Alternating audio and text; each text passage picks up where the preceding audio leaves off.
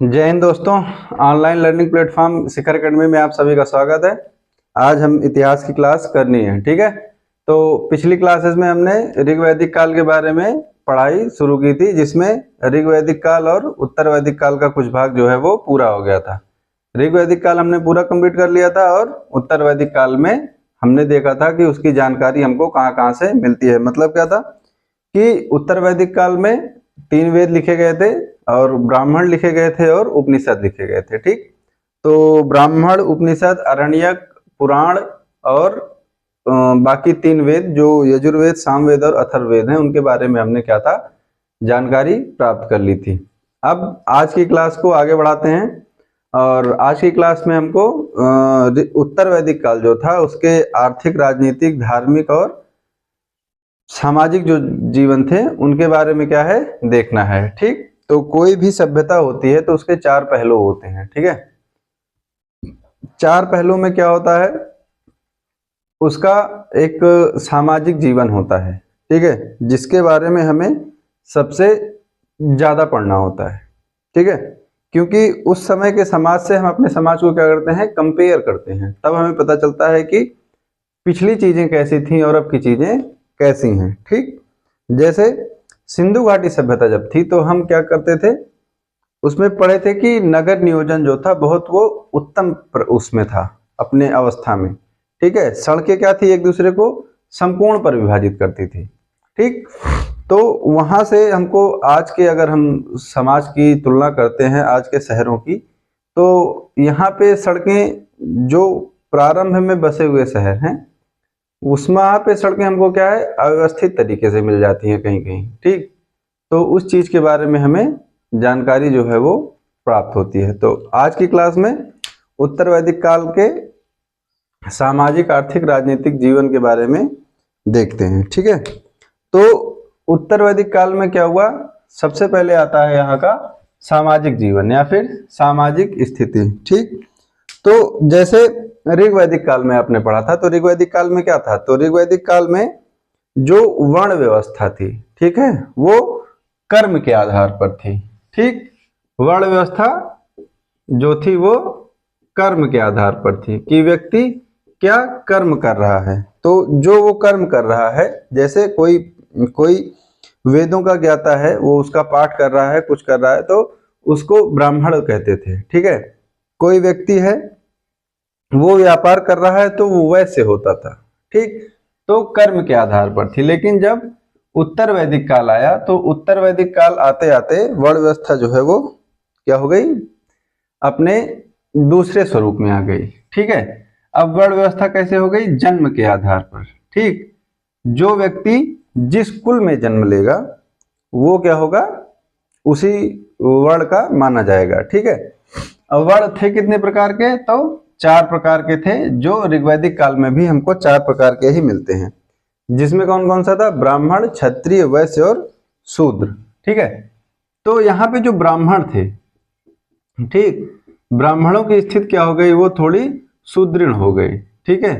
क्योंकि उत्तर वैदिक काल में जो कर्म कांड, पूजा पाठ, यज्ञ, हवन, ये सब चीजें थी, इनको क्या हुआ, बहुत बढ़ावा मिला, ठीक है। बढ़ावा क्यों मिला, क्योंकि देखिए जब आप पढ़ रहे थे ऋग वैदिक काल, तो उसमें क्या था कि जन था, और जो जन था वहां से उसके जो राजा होते थे, ठीक, वो जो वहां पे जो नेता उनका जो होता था वो राजा होता था।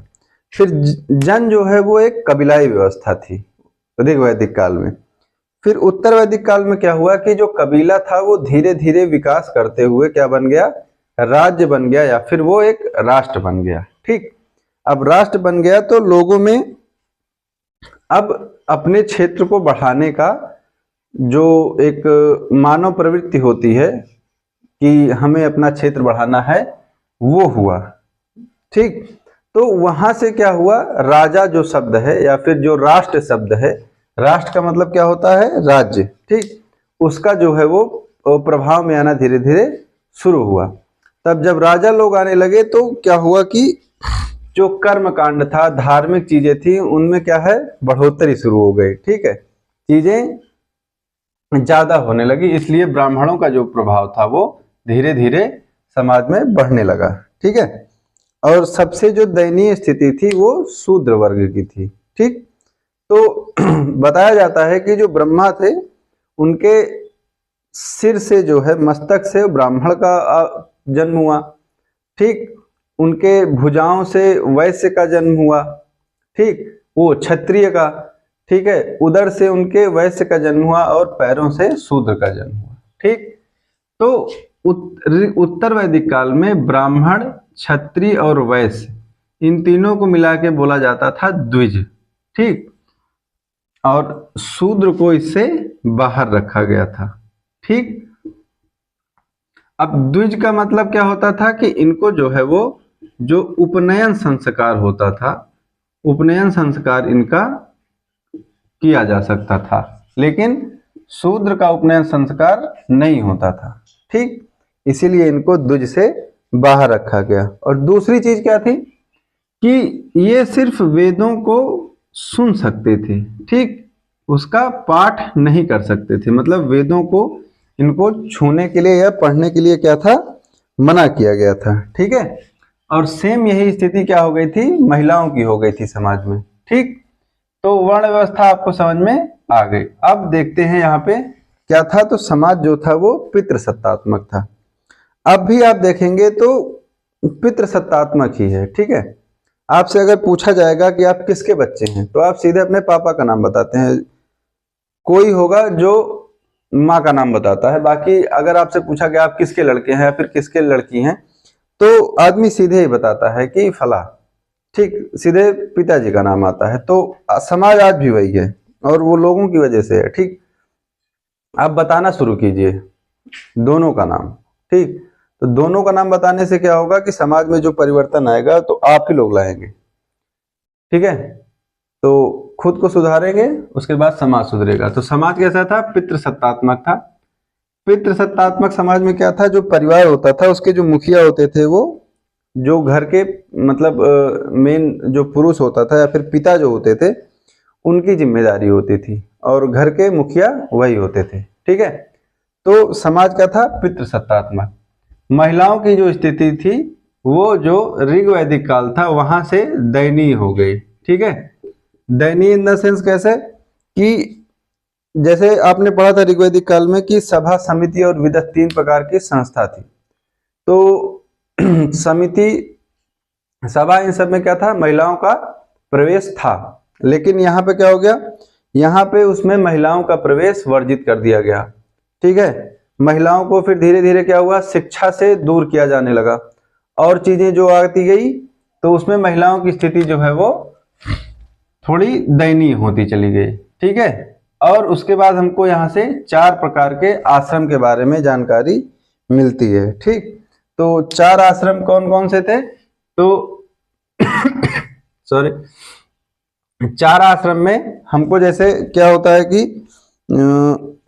एक होता है जैसे वृद्धा क्या होता है, संन्यास आश्रम।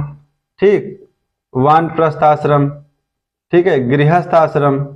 ठीक है, तो ये आश्रम है। ठीक, आश्रम में क्या होता है कि उसमें बताया जाता है जीवन के एक पड़ाव के बारे में। जैसे क्या है, गृहस्थ आश्रम है। गृहस्थ आश्रम में दर्शाया जाता है कि व्यक्ति क्या है, वो अपने गृहस्थ जीवन को व्यतीत करेगा। ठीक, गृहस्थ जीवन क्या होगा, मतलब शादी, बाल बच्चे, परिवार की देखभाल, ये सब चीजें। फिर वानप्रस्थ, वानप्रस्थ क्या होता है कि अब धीरे धीरे क्या है, ये जो मोह माया है धरती पे, पृथ्वी पे, उनको छोड़ना है। ठीक, और फिर संन्यास क्या है कि सब कुछ छोड़ ही देना है। ठीक है, तो ये सब चीजें यहाँ पे हमको प्राप्त होती हैं। तो जो ये आश्रम की व्यवस्था है इसको सबसे पहले कहाँ पे मिलता है हमको, ये मिलता है जबलोपनिषद से। ठीक, कहाँ से प्राप्त होता है, जबलोपनिषद। ठीक है, उसके बाद यहाँ पे विवाह के जो है वो 8 प्रकार थे। ठीक, और 2 मुख्य प्रकार जो थे, एक था अनुलोम, अनुलोम विवाह और प्रतिलोम विवाह। ठीक है, अनुलोम और प्रतिलोम। तो अनुलोम विवाह क्या होता था, अनुलोम विवाह में कि जैसे जो हम देखने को पाते हैं कहीं कहीं अभी कि जो वर पक्ष होगा या फिर मतलब जो पुरुष होगा जिसकी शादी होनी है वो उच्च जाति से होगा, और जो कन्या होगी या फिर लड़की होगी वो उससे नीचे की जात की होगी, तो ये होता था अनुलोम विवाह। और प्रतिलोम का मतलब सबको पता है, उल्टा मतलब अपोजिट। तो इसमें क्या होगा, जो लड़की होगी या फिर महिला कन्या जो होगी वो उच्च जात की होगी और पुरुष क्या है वो नीची। ठीक है, फिर इसमें आ जाता है 8 प्रकार का विवाह। ठीक, 8 प्रकार के विवाह में कैसे था, जैसे एक देव विवाह था। ठीक, देव विवाह में आपको सब चीजें एकदम परफेक्ट मिलती हैं। लड़का ऊपर के कास्ट का, ऊपर जात का, कन्या नीचे जात की। इसी तरह आता था गंधर्व विवाह। ठीक है, तो गंधर्व विवाह आज के टाइम में काफी ज्यादा प्रचलित है, जिसको क्या बोलते हैं, लव मैरिज। ठीक है, आप लोगों की सबसे अच्छी पसंद कौन सी, गंधर्व विवाह। ठीक है, तो चीजें पहले से चली आ रही हैं, ऐसा नहीं है कि आप लोगों से आ रही हैं। तो गंधर्व विवाह होता था, जैसे किसका हुआ था, शकुंतला। ठीक है, मूवी भी आई है, आप लोगों ने देखी होगी, साउथ की। तो शकुंतला का क्या हुआ था, गंधर्व विवाह हुआ था, जहां से किसका जन्म हुआ था, भारत का। और भारत के नाम पे ही देश का नाम क्या पड़ा है, भारत। तो ठीक, तो ये कुछ विवाह, जैसे राक्षस विवाह होता था। राक्षस विवाह क्या था कि कन्या का अपहरण कर लिया जाता था, तो उसके बाद विवाह होता था, तो ये राक्षस विवाह। तो इसी प्रकार 8 प्रकार का विवाह जो है वो मिलता है। और 16 संस्कार।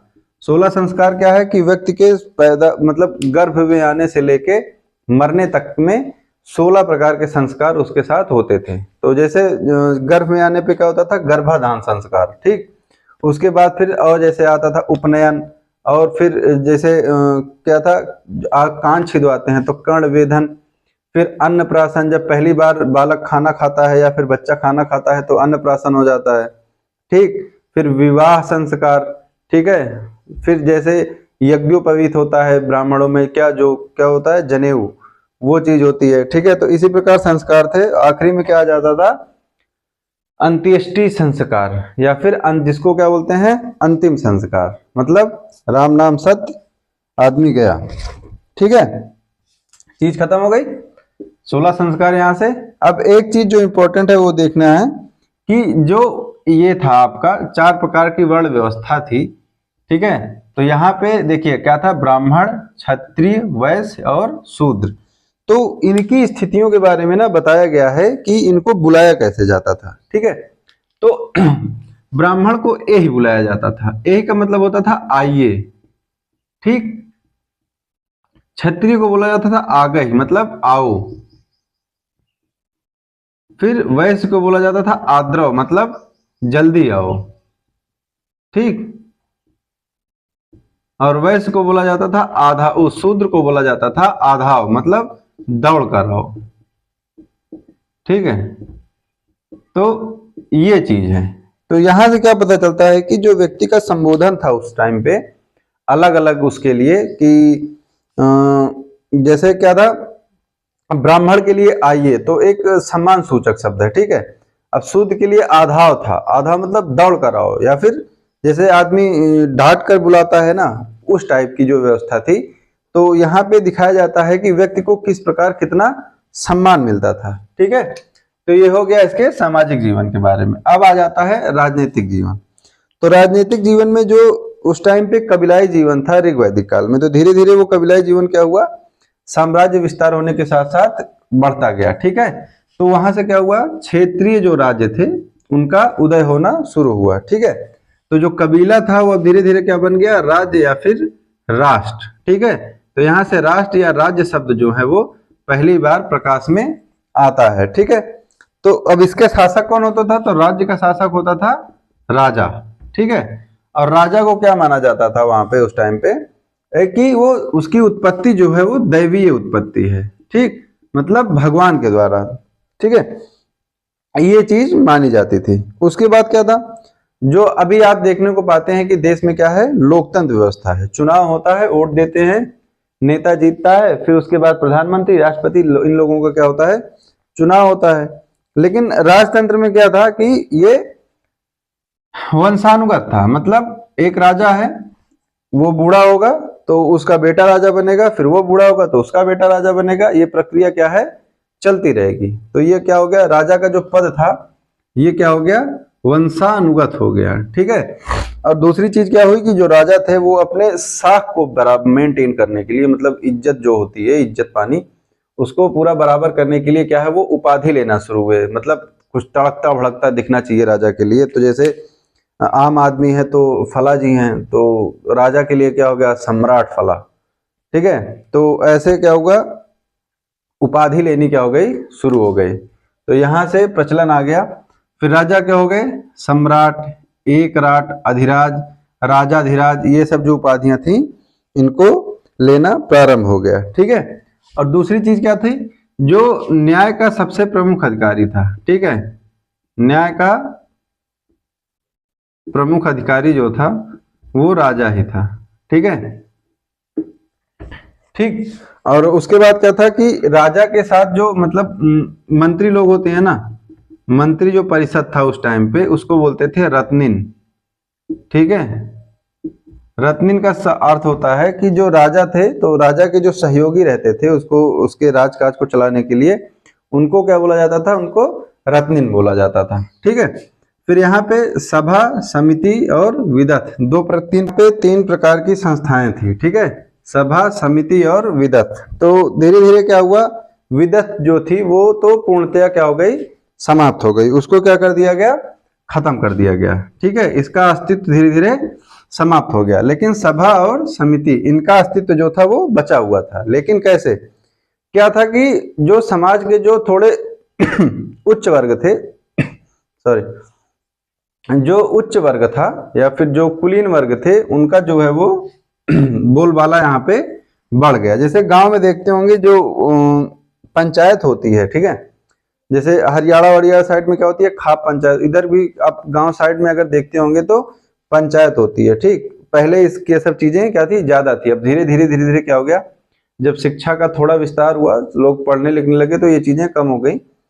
तो वहां पे जो थोड़े या तो बुजुर्ग लोग या फिर जो थोड़े अच्छे थे, कुलीन वर्ग के थे या फिर थोड़े अमीर वर्ग के लोग थे, उनका जो है वो प्रभाव ज्यादा देखने को मिलता है। आप गांव में भी देखते होंगे कि जो थोड़े उच्च वर्ग के लोग हैं उनका प्रभाव ज्यादा रहता है, थोड़ा धौंस वाले जो होते हैं, ठीक है। तो ये चीजें थी सभा और समिति। और यहाँ पे क्या हुआ, इसमें पहले क्या था, ऋग्वैदिक काल में यहाँ पे स्त्रियों का भी प्रवेश था, लेकिन इसके बाद क्या हो गया, सभा और समिति में स्त्रियों का प्रवेश जो है वो वर्जित हो गया, ठीक। तो ये क्या था, ये हमको देखने को मिलता है यहाँ का कौन सा जीवन, राजनीतिक जीवन, ठीक है। अब इसके बाद आ जाएगा आर्थिक जीवन। यहाँ पे राजनीतिक जीवन में आप एक चीज और देख लीजिए, जो राजा होता था, राजा का जो राज्याभिषेक होता था, उसके लिए वो क्या करता था, राजसूय यज्ञ, ठीक है। और इसी यज्ञ कर्मकांड इनके सब की वजह से क्या था, ब्राह्मणों का बोलबाला था, ठीक है। फिर आ जाती है आपकी आर्थिक स्थिति। आर्थिक स्थिति में क्या था कि जो उनका प्रमुख पेशा था, ठीक है, वो क्या था, कृषि। कृषि क्यों हो गया था, क्योंकि यहाँ पे इनको क्या हो गया था, लोहे का ज्ञान हो गया था, ठीक है। और लोहे को ये क्या बोलते थे, श्याम आयस, ठीक, या फिर कृष्ण आयस, ठीक। कृष्ण को ही क्या बोलते हैं, श्याम, तो श्याम या फिर कृष्ण आयस, ये क्या बोला जाता था, लोहे को बोला जाता था। तो लोहे का जब लोहे का पता चला, तो लोहे के विस्तार के बाद फिर क्या हो गया कि एक तरह से क्रांति आ गई कृषि के क्षेत्र में, ठीक है। क्योंकि जो उपकरण थे वो सबसे मजबूत जो बने वो लोहे के बने, ठीक है। तो जो भूमि थी, जो कठोर भूमि थी, उसकी जुताई करने में या फिर बाकी चीज करने में क्या हुआ, हमको आसानी हो गई, ठीक। और उसके बाद प्रमुख पेशा क्या था, कृषि थी। तो कृषि में एक चीज जो है वो, अगर शतपथ ब्राह्मण में देखते हैं तो यहाँ पे 4 प्रकार की कृषि से संबंधित चीजें मिलती हैं, जो हमको आज भी देखने को मिलती हैं। क्या था, जुताई, बुआई, कटाई और मड़ाई, ये 4 प्रकार की चीजें हमको देखने को मिलती हैं। कौन कौन सी, जुताई, बुआई, कटाई और मड़ाई। और यही 4 चीजें आज के भी टाइम पे चली आ रही हैं, ठीक। तो ये चीज हमको देखने को मिलती है कहाँ पे, शतपथ ब्राह्मण में, ठीक। तो उसके बाद यहाँ पे जो आर्थिक स्थिति में अगर देखा जाता है तो व्यापारी जो वर्ग था उसमें जो श्रेष्ठ व्यापारी होता था या फिर मुख्य व्यापारी जो होता था उसको बोला जाता था श्रेष्ठिन। ठीक है, श्रेष्ठिन बोला जाता था किसको? मुख्य व्यापारी को। ठीक, और हमको अगर देखा जाएगा तो कृषि का जो प्रथम साक्ष्य है यहाँ पे, जो कृषि उपकरण का जो प्रथम साक्ष्य है वो कहाँ से प्राप्त होता है? अतरंजी खेड़ा से। ठीक, यहाँ पे हमको सबसे पहले क्या है? लोहे के उपकरण कृषि के जो है वो मिलते हैं। ठीक, उसके बाद व्यापार जो है वो यहाँ पे कैसे होता था? तो मुद्रा का प्रचलन था। ठीक है, पण जो थी वो मुद्रा थी, उसका नाम क्या था? पण। ठीक है, लेकिन चीज क्या थी कि जो अधिकतर चीजें होती थी वो वस्तु विनिमय प्रणाली से होती थी। वस्तु विनिमय का मतलब क्या है कि जैसे आप कोई चीज किसी को दे के उससे कोई चीज ले ले। ठीक है, ये क्या होता था? वस्तु का विनिमय। ठीक, जैसे क्या होता है कि आपके पास कोई चीज है, ठीक है, कोई अनाज आपके पास है और आपको किसी दूसरे अनाज की जरूरत है, वो किसी और के पास है, तो क्या होता था? आदमी एक्सचेंज कर लेता था। ठीक है, अब उसमें क्या होता था कि अभी आप जैसे ऑनलाइन शॉपिंग करते हैं तो उसमें भी चीजों को क्या है? एक्सचेंज करते हैं। तो आपकी जो चीज है उसकी वैल्यू कितनी लगेगी और दूसरी चीज जो आप ले रहे हैं उसकी वैल्यू। तो क्या होता था कि अगर आपके पास कोई ऐसी चीज है जिसकी वैल्यू कम है, दूसरे के पास ज्यादा है, तो आपको अपनी चीज क्या है? उसको ज्यादा देनी पड़ेगी, तो उसके ज्यादा वैल्यू की चीज आपको कम मिलेगी। ठीक है, तो ये क्या होता था? वस्तु विनिमय प्रणाली की वस्तुओं का आदान प्रदान करके या फिर लेन देन करके व्यापार को करना। ठीक है, उसके बाद क्या हो गया? माप की इकाई आती है। ठीक है, अगर व्यापार है तो मापन होना ही है। ठीक, तो यहाँ पे कुछ थी जिसमें निष्क था। निष्क जो है वो ऋग्वैदिक काल से ही चला आ रहा था। फिर शतमान, शत मतलब क्या होता है? 100, 100। ठीक है, तो शतमान कहाँ से था? ये 100 के मान में था। ठीक है, पाद और रत्तिका, रत्तिका मतलब क्या था? ये छोटी इकाई थी। आज भी आप देखते होंगे जो ज्वेलरी वाले होते हैं, ज्वेलर्स जो होते हैं, वो रत्ती में चीजों को तौलते हैं। ठीक है या फिर आप लोग सुने भी होंगे ताना जो मिल जाता है कि रत्ती भर की इज्जत नहीं है, वहां से भी रत्ती भर की मतलब होता है कि बहुत थोड़ी मात्रा में। ठीक है, वो चीज होती है। और उसके बाद गुंजा, और ये नदिया के पार वाला गुंजा नहीं है, गुंजा क्या था? माप की इकाई थी। ठीक, तो चीजों को ध्यान में रखना है। उसके बाद हमको आर्थिक जीवन के बारे में पता चलता है यहाँ के बर्तनों से। ठीक, तो उत्तर वैदिक काल में हमको 4 प्रकार के जो है वो बर्तन मिलते हैं। ठीक है, बर्तन का मतलब क्या हो गया? इसको बोलते हैं मृदभांड। ठीक है, मृदभांड का मतलब क्या हो गया कि मिट्टी के जो बने हुए बर्तन थे उनको क्या बोलते थे? मृदभांड, जो हमको खुदाई से पुरातत्व साक्ष्य के रूप में प्राप्त होते हैं। ठीक, तो यहाँ पे हमको मिलते हैं काले और लाल। क्या था? ये मिक्स थे। ठीक है, कलर्ड थे और मिक्स थे, मतलब काले कलर के भी थे और लाल कलर के, दोनों एक साथ मिक्स करके बनाए गए थे। ठीक है, तो अगर मिक्स करके बनाए गए थे तो अलग अलग भी बनाए जाएंगे। तो 2 तो यही हो गए, एक काला एक लाल, और तीसरा काला लाल एक साथ। ठीक है, चौथा जो है वो इंपॉर्टेंट था, उसमें था चित्रित धूसर। अगर आपके क्वेश्चन पे आएगा तो शायद यही आएगा। ठीक है, पेपर में क्यों चित्रित धूसर? क्या चित्रित धूसर का मतलब है कि धूसर मतलब होता है ब्राउन कलर या फिर भूरा। ठीक है, तो भूरे कलर के थे, लेकिन इनपे क्या था? ये अलंकृत थे, इनपे किसी ना किसी चीज का चित्र जो है वो बना हुआ था। ठीक है, तो ये चीज हमको यहाँ से प्राप्त हो जाती है। फिर यहाँ पे हमको पता चलता है सोना, लोहा, टीना, तांबा, चांदी, शीशा, इनके सब के बारे में कि क्या था कि ये जो जितनी धातुएं हैं या फिर जितने ये सोना हो गया, लोहा हो गया, टीना हो गया, तांबा, चांदी, शीशा, इन सब के बारे में क्या था? वो जानकारी किसको प्राप्त थी? ऋग उत्तर वैदिक काल वालों को जानकारी प्राप्त थी। लेकिन यहाँ पे क्या आता है? एक आपको मिल जाएगा कपास। ठीक है, ठीक, तो कपास के बारे में इनको जानकारी नहीं थी, लेकिन ऊन जो है ठंडियों के वस्त्र के लिए प्रयोग होता है, ऊन के बारे में इनको जानकारी थी। ठीक है, अब आज की क्लास के लिए इतना रखते हैं। आगे आपको इसमें एक क्लास और बचती है, उसमें चीजें जहां तक हैं वो कवर हो जाएंगी। अब कुछ महत्वपूर्ण शब्दावली हैं वो देख लेंगे, और कुछ और चीजें बचती हैं, जैसे ऋण जो है वो 3 प्रकार का होता था। ठीक है, पितृ ऋण, देव ऋण, ऋषि ऋण। ठीक, तो ये देख लेंगे। और थोड़ी बहुत चीजें हैं जिनका प्राचीन में नाम कुछ और था और अब क्या है? नाम कुछ और है, तो उन चीजों को कवर कर लेंगे। ठीक है, तो क्लास में अगर चीज़ें अच्छी लगी हैं तो चैनल को सब्सक्राइब कीजिए, वीडियो को लाइक शेयर कमेंट कीजिए। Thank you so much. जय हिंद।